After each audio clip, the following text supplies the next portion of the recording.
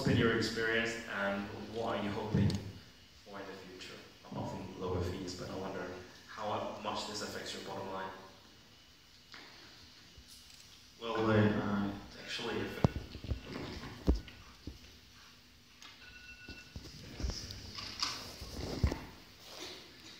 well, first we have to define what are the fees. I mean, it's not only the transaction fees, it's actually then often, and that's one of the challenges when going and business in several countries.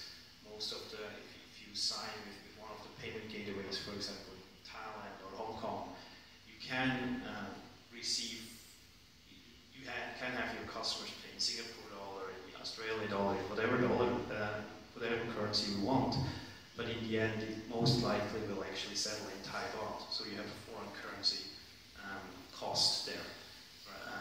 And then for us, we receive the money. So we might have a foreign currency cost, not always. I'm able now more and more to basically settle like for like. That means I get my Singapore dollar on a Singapore dollar account, US dollar on a US dollar account. I don't have any foreign currency costs.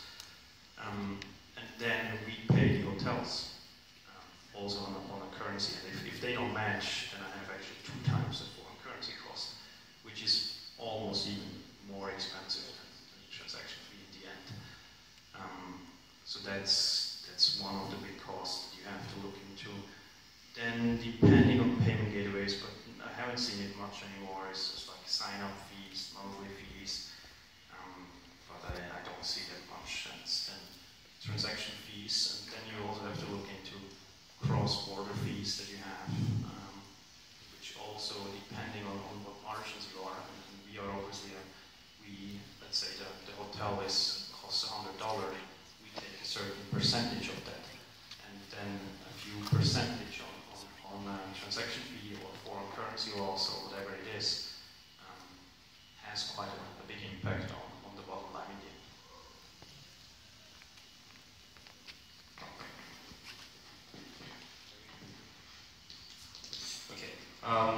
And this one's, I guess, for the payment gateway guys, is transaction fees on your side. Now, you sort of set the initial bar on the fees. I think Robin is what, that's 3.65, and I think PayPal starts at 3.9, I think, and it goes down in volume. So, out of my curiosity, really is about the starting point for the fees. Now, they're very different from getting fees in a retail store where they start around about 2%-ish, depending on where you go. So I'm wondering, for the audience here, why is there such a big difference, and what can you do to lower these fees to make it more accessible and more, better for the merchants out there? So there is 2 types of credit card processing. There is card not present and card present. So when you are in e-commerce, you actually get the card present because there is much less fraud. So the bank give you a much lower rate than actually that, and so it's why you can get 2%. But as payment gateway, we don't actually see the card; we just see the card number and the security code. So they consider that card not present, and because it's card not present, there is more fraud. To cheat the system, and they have higher fee on the bank side, so we get also a bigger time.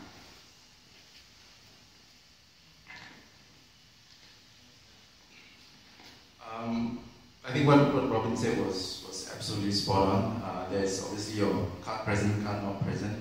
I think the other consideration that probably as merchants that it's a bit of an education is that a lot of the fees that the payment gateways like Omise and PayPal charge the merchant. A lot of it is driven by the schemes, and the schemes, what I mean, is the Visa, Master networks of the world. So in this whole payment landscape, there's this thing called interchange, where there are fees that have to be paid to the banks that issue the cards that are being used at the merchant. So depending on where you are, it could be a US cardholder trying to buy a hotel room in Bangkok, and there's whatever fee that the merchant pays, a fair portion of it goes back to the card, to the bank. So there's a whole very convoluted and complicated table that the Visa and Master networks have put together to enable this flow of funds cross-border. So in this part of the world in Southeast Asia, that's why we are seeing rates of 3-point-something%. In the US, it has been legislated for these interchange fees to come down. So it's usually brought down by governmental pressure. Same thing is happening in Europe, and I know for a fact Australia as well. So it all depends on sometimes the lobbying that all these government organizations do to the schemes. That's how the fees are at the end eventually moderated and passed on to the end merchant. So what we are paying right now is to a large extent governed by the Visa Master networks.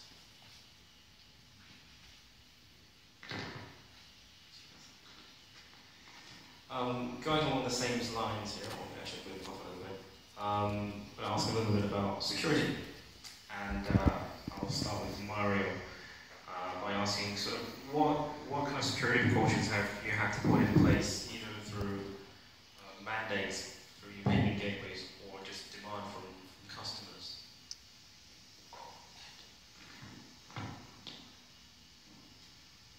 A little bit. Actually, I know that at the beginning we needed to do something when we were connecting via API, but now we're all connected via SDK, and at that point all the security things are stored at the credit card side. Let me clarify, sorry, I just realized what I was asking. I think from a fraud aspect, sorry. So what systems do you have in place for that? Well, that was I was very interested in the answer that the two guys brought actually up on saying because card not present, because there's higher risk. Yeah, there's higher risks, but the merchants are taking those risks, right? They're paying for it. So what we do there, just we have basically fraud tools that we use across the different payment gateways that indicate where did the customer try to book from, which card, which PIN number, so which country is his credit card from, how fast is he trying to book. That's a huge algorithm basically, how we can identify or try to identify credit card fraud or other fraud. Yeah. So how much help do you actually get from your payment gateway partners, either both mobile and say PayPal in this case?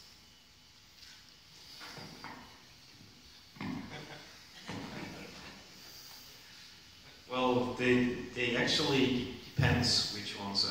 Actually, Braintree is working with one of those fraudulent fraud detection tools, which we are currently using. But there is a lot of manual work involved to really set it up. Okay, so can I ask you quickly which one you're using for detection? Count. So there is also, it's related to the fee question before. We are also using part of the fee to use one of the services for fraud detection. Namely, we're using SafeScience, which is one that is used by, I think, Uber, Twitter, and a few big American companies. So we are spending a part of the fee on fraud detection. On PayPal, we do have our own proprietary fraud detection because unlike credit cards, we don't have 3D secure. So PayPal and even on the Braintree platform, we have done away with the two-factor authentication. And as Mario pointed out, on the credit card side for the Braintree platform, we use a service provider called Count. So they do a whole lot of sophisticated digital fingerprinting kind of. I can't speak too much of the security aspect of it, but that's part and parcel of how we operate. And within the wallet itself of PayPal, every time a transaction or a customer logs in, we go through about, like, I think 1,000 types of checks, you know, to ensure to as much as possible, you know, that the account is not fraudulent or is not being phished. So those are the kinds of things that we've been doing for quite some time now.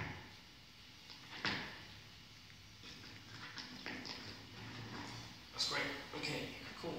I wonder if we should go along here a little bit, and because I run a development business, so I'm kind of interested in some of this stuff. So some of the credit card companies mandate something called 3D Secure, which Rakesh mentioned, and verified by Visa. And some merchants are allowed to actually turn down transactions if you don't go through this other workflow. So you put your credit card in, and then you get redirected to the bank's page where you have to key in some extra set of details to verify that it's really you.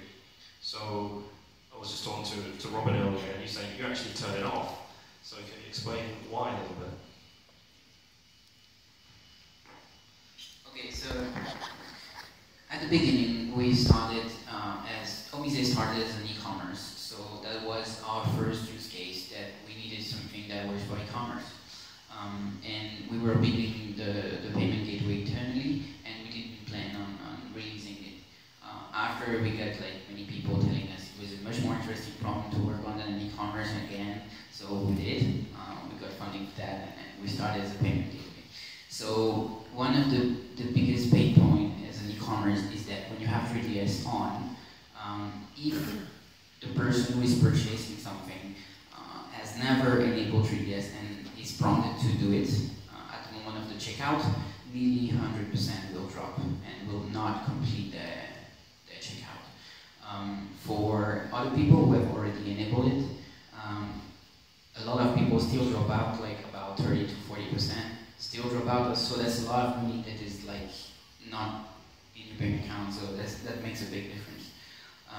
So we really wanted to turn it off for that reason in the beginning. Has that affected any rates of fraud for you guys, or is that been relatively stable? So it's relatively stable. It depends on which merchant. Merchants who are selling stuff online, so services like hosting providers, card top-ups, see a much higher rate than e-commerce, where the e-commerce have actually an address for you, so people try to cheat less. It still happens, but a lot less. For online downloads and e-books and stuff like that, it's much higher, but it's really stable. And it added cost for us because we have to deal with those cases, we have to call the banks, we have to check with the merchants. So it's an added cost, but we are preparing to do it with 3DS as well in the future. So it's in the works, it's not yet completely done, but we will. Just going on something that you touched on about merchants and risks here, I think. I'm curious about which type of merchants or what type of businesses you find have the riskiest and riskiest type of transactions. And I'll start with Reg.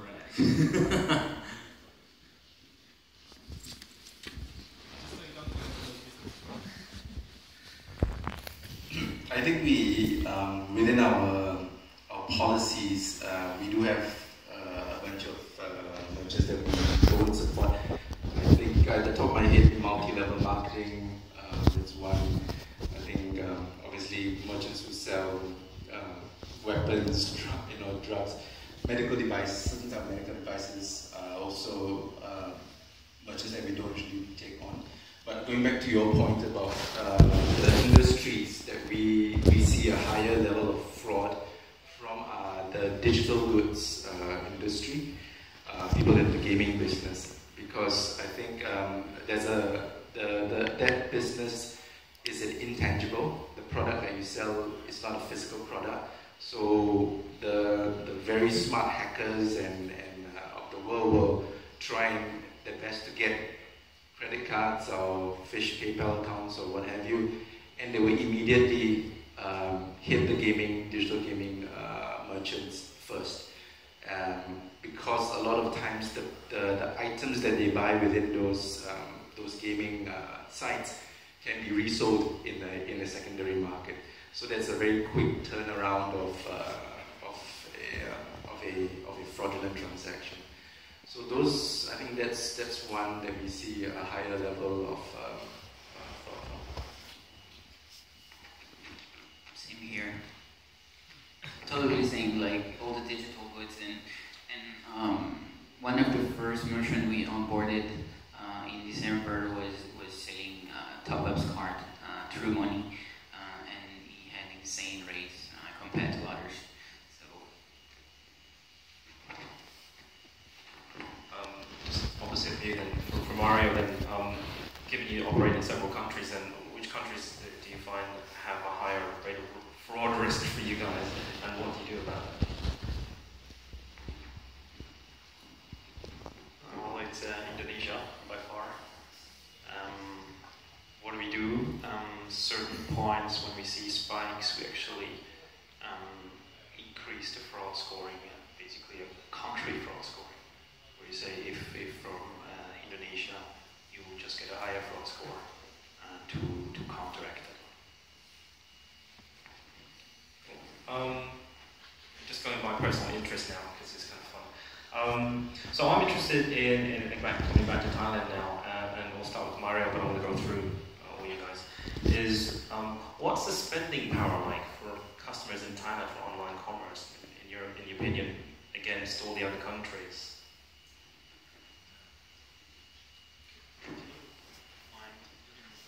Well, let's say spend per head. So maybe the best way to put it is, what's the average sort of buying or purchase for customers in Thailand versus the rest of the countries? Because I happen to be doing a travel startup for a client as well, so I had to do a bit of research on what the average spend was for, say, Korea, Japan, Thailand, stuff like that.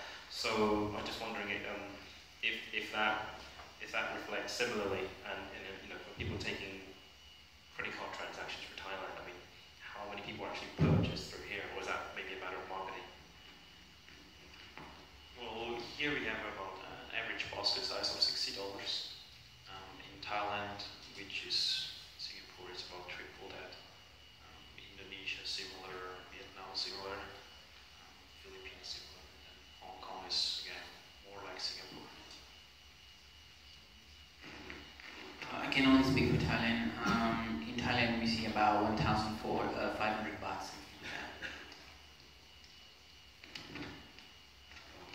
I can't go into specifics on the average basket size because our portfolio cuts across all kinds of merchants. But I can say for a fact that Thailand is one within the Southeast Asia market. Aside from Singapore and Malaysia, Thailand is one of our fastest growing markets as compared to a country like Indonesia or Philippines. The ecosystem here has improved dramatically in the last few years. The rise of mobile and the understanding of customers and the merchants' understanding of the mobile business and the importance of mobile has really fueled our growth in Thailand. So definitely one of our hotspots in the coming years.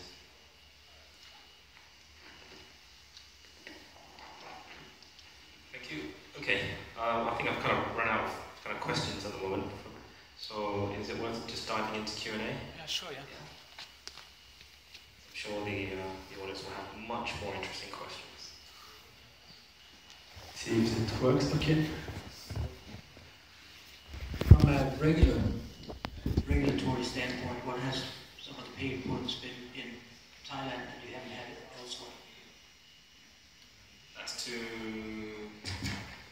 PayPal or just anymore, right? PayPal.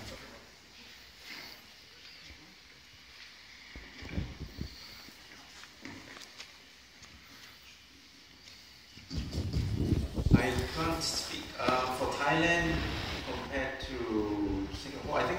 for the very fact that we have not established a domestic entity in Thailand, it goes to show that we still have some ways to go. I can't speak to what level we are, but within the Southeast Asian market, we are definitely looking at establishing domestic licenses. I think in every market there are some nuances to the local operating structure. For instance, in Indonesia, I know that there's a rule against having an open e-wallet. I think that's one of the things that's stopping us from going into a market like Indonesia. In Thailand, I think it's more, it's pretty much a cross-border business for us. We still haven't come to the point where we are looking at, seriously establishing a domestic presence here. But as to the pain points, I honestly can't be going too deep into that. But definitely something to look into. I think the biggest pain point we had at the beginning, because we do tokenize cards, so we store credit card number. We had to pass the PCI DSS compliance to store, transmit, and process, so the full range of the PCI compliance. And it was one really, I think, the biggest hurdle to do. But now we're really happy that we did it, so the merchant don't actually have to do it by themselves, because it's really a pain to do. The whole compliance spans 12, 13 different scope, and there is 300 requirements, and they are all as crazy as the next one. So we have to do like all the firewall rules, and when the auditor comes, he does check all of them one by one. The servers need to be completely secured behind DMZ, behind whatever you need to do to make the server as secure as possible. Okay. It's very fun. That's applicable to Mario as well, because of Hotel Quickly, if you have to go through PCI DSS compliance. Well, we didn't. At the beginning, I'm not sure CTO needed to do something, but it wasn't that. I don't think it was the full one. And now we're all on SDK since a while, so we don't have the pros anymore. Thanks for the paper galleries.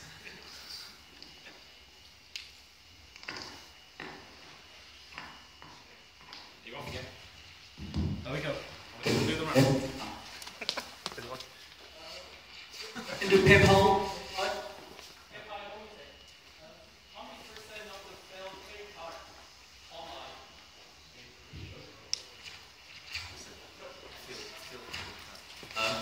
to PayPal, and you say, how many percent of the failed credit card online?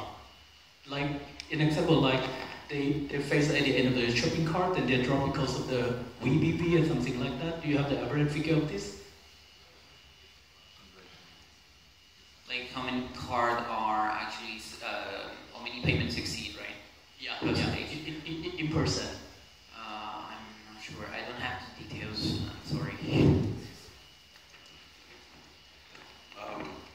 For us, actually, it varies from merchant to merchant. We take conversion rates very seriously, because every percentage drop is obviously a revenue lost. I have seen merchants with 80%, 85% conversion rates. I've seen also merchants with 50% conversion rates. So what we do is, for people with 50%, especially in the enterprise customers, we do an audit of your integration. We try and see where the areas in which you can improve, and then we recommend those integration improvements. But it ranges from 50. But what we try and do is we try and aim for a holy grail of about 85% conversion.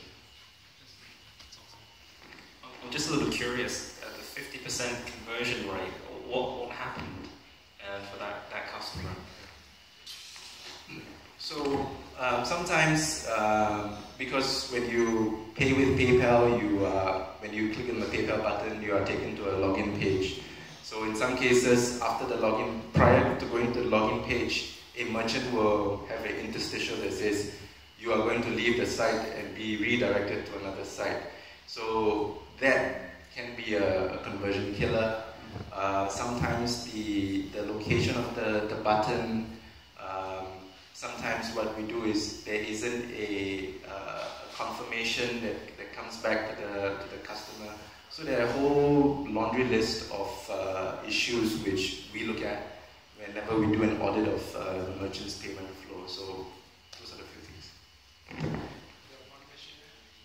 Hi, you all mentioned sort of Bitcoin in passing is like the future, but then if you mentioned using it in the here and now, are you curious about accepting Bitcoin as an actual payment or more about using the technology behind it?